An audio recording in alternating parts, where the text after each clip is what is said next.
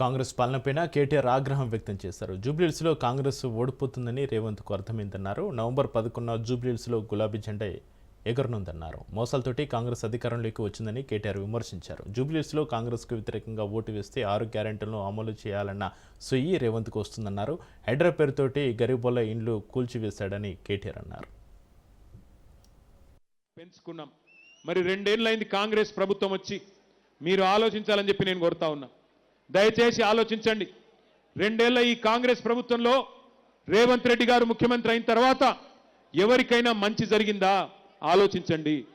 ఎన్ని మాటలు చెప్పి అరిచేతిలో వైకుంఠం చూపెట్టి, ఎన్ని దొంగ హామీలు ఇచ్చి, అడ్డగోలు మాటలు చెప్పి గద్దెకెక్కినరో ఒక్కసారి ఆలోచించండి. ఎన్ని హామీలు, ఎంతమందిని మోసాలు, ఎంతమందిని బుకాయించే ప్రయత్నం చేసినారో. ప్రతి మహిళకి 18 ఏళ్లు నిండిన ఆడబిడ్డకి నెలకు 2,500 ఇస్తా అని చెప్పిండు. వచ్చిందా? ఒక్క ఆడబిడ్డ కన్నా ఒక్కరికన్నా వచ్చిందా? అత్తకు 4,000, కోడలకు 2,500 అన్నాడా? ఇక 2,500 ఇస్తలేడు కానీ 1,00,00,000 మందిని కోటీశ్వర్లను చేస్తాడట. 1,00,00,000 మందిని కోటీశ్వర్లు. ఏది ఆడపిల్లల్ని? ఎవరన్నా ఇక్కడ కోటీశ్వర్లు అయిన వాళ్ళు ఉన్నారా ఆడబిడ్డలు? ఈ ఎన్నిక జరుగుతున్నది మాగంటి సునీత గారికి, అదేవిధంగా ఇక్కడ నిలబడ్డ అభ్యర్థులకు మాత్రమే కాదు.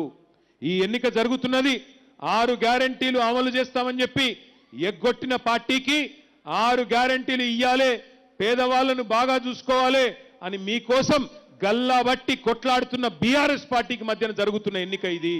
ఇది ఆషామాషి ఎన్నిక కాదు.